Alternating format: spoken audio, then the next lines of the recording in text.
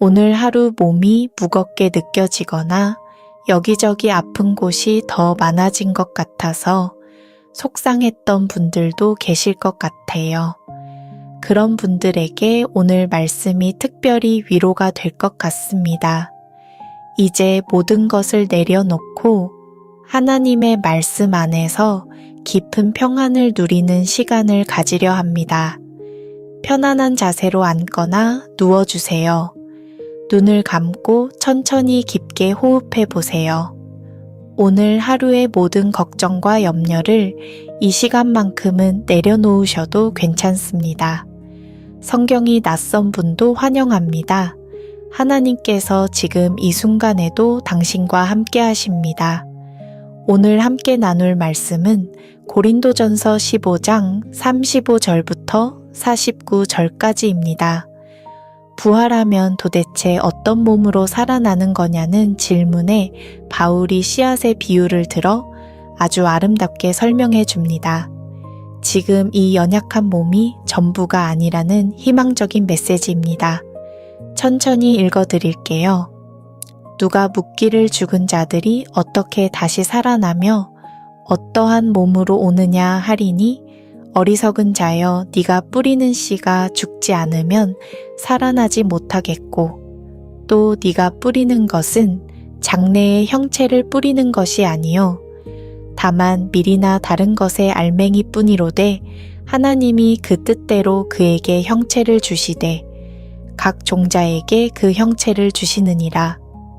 육체는 다 같은 육체가 아니니 하나는 사람의 육체요 하나는 짐승의 육체요 하나는 새의 육체요 하나는 물고기의 육체라.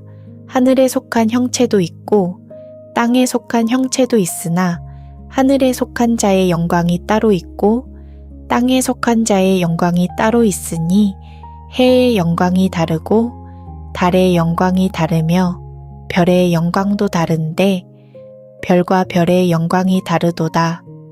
죽은 자의 부활도 이와 같으니 썩을 것으로 심고 썩지 아니할 것으로 다시 살아나며 욕된 것으로 심고 영광스러운 것으로 다시 살아나며 약한 것으로 심고 강한 것으로 다시 살아나며 육의 몸으로 심고 신령한 몸으로 다시 살아나나니 육의 몸이 있은즉 또 영의 몸도 있느니라.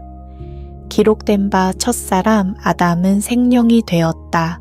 함과 같이 마지막 아담은 살려주는 영이 되었나니 그러나 먼저는 신령한 사람이 아니요 육의 사람이요 그 다음에 신령한 사람이니라. 첫사람은 땅에서 났으니 흙에 속한 자이거니와 둘째 사람은 하늘에서 나셨느니라.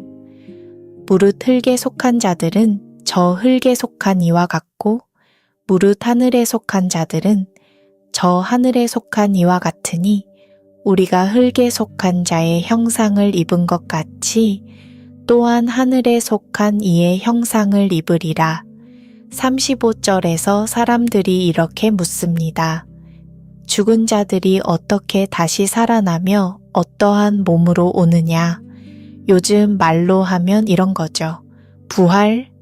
그러면 나중에 다시 살아날 때 이 몸 그대로예요? 주름도 그대로, 통증도 그대로면 좀 억울한데요. 바울은 씨앗 비유로 대답합니다.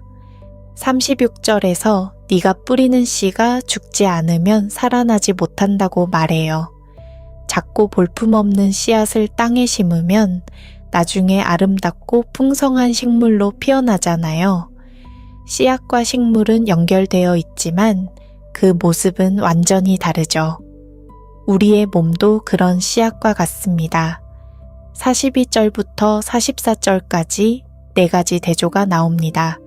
썩을 것으로 심고 썩지 아니할 것으로 다시 살아나며 욕된 것으로 심고 영광스러운 것으로 다시 살아나며 약한 것으로 심고 강한 것으로 다시 살아나며 육의 몸으로 심고 신령한 몸으로 다시 살아나나니 솔직히 우리 몸 얼마나 약합니까?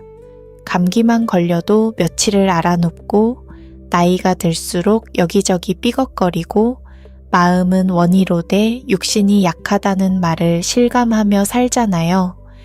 거울을 보며 한숨 쉴 때도 있고 질병 때문에 고통받으며 눈물 흘릴 때도 있습니다. 솔직히 우리라도 육체의 한계 앞에서 무력해지곤 하잖아요. 그런데 바울은 우리의 이 연약한 몸이 끝이 아니라고 말합니다. 지금 우리의 몸은 장차 입게 될 영광스러운 몸을 위한 씨앗과 같다는 거예요. 우리 몸이 심긴다는 표현도 인상적이에요. 죽음은 끝이 아니라 심기는 순간이라는 겁니다. 49절 말씀처럼 지금은 우리가 흙에 속한 아담의 연약한 형상을 입고 있지만 마침내는 하늘에 속한 예수 그리스도의 영광스러운 형상을 입게 될 것입니다. 아프지도 늙지도 썩지도 않는 완벽하고 아름다운 몸, 그것이 우리에게 예약되어 있는 미래입니다. 창조주시며 부활의 주님이신 하나님, 오늘 말씀을 통해 우리의 몸과 삶을 새로운 관점에서 보게 해주셔서 감사합니다. 주님, 우리는 자주 우리의 몸 때문에 힘들어합니다. 아픈 곳이 많아서, 남들보다 약해서, 예전 같지 않은 자신을 보면서 속상해하고 불안해합니다. 때로는 병원 검사 결과 하나에 하루 종일 마음이 흔들릴 때도 있습니다. 그런 우리의 연약함을 주님 앞에 솔직히 내어놓습니다. 하나님, 오늘 말씀처럼 우리의 몸이 씨앗과 같다는 것을 믿게 해주세요. 지금은 썩을 것 같고 약해 보이고 욕된 것처럼 느껴질지라도 언젠가 부활의 날에 영광스럽고 강한 몸으로 다시 일어날 것을 기대하게 해주세요. 지금 육체의 고통 가운데 계신 분들이 있다면 주님이 오늘 밤 그 아픔 위에 조용히 손 얹어주시기를 기도합니다. 완전한 치유가 아니어도 좋으니 오늘 밤만큼은 조금 덜 아프게, 조금 더 편안히 쉴 수 있게 도와주세요. 그리고 언젠가 완전히 새롭게 될 그날을 소망하며 버틸 수 있는 힘을 주세요. 우리의 눈을 여기 지금만이 아니라 영원으로 들어 올려주십시오. 예수님의 이름으로 기도드립니다. 아멘.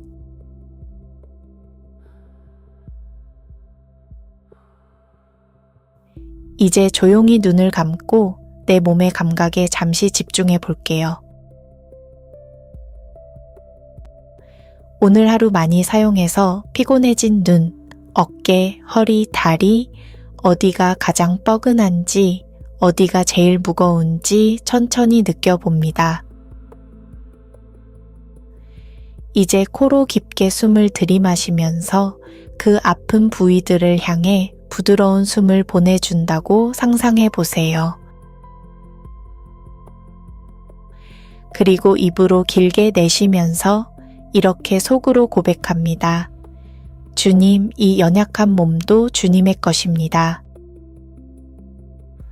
언젠가 영광스러운 몸으로 새롭게 하실 주님을 기대합니다. 당신은 지금 연약함을 아시는 주님의 품 안에 있습니다. 그는 우리의 육체의 한숨도 작은 통증 하나도 모르고 지나치지 않으십니다. 오늘 밤 이 몸 그대로 그러나 부활의 소망을 품고 주님께 몸과 마음을 맡겨봅니다. 호흡을 조금 더 느리고 깊게 가져가며 주님의 평안이 머리에서 발끝까지 천천히 흘러내리는 것을 느껴보세요.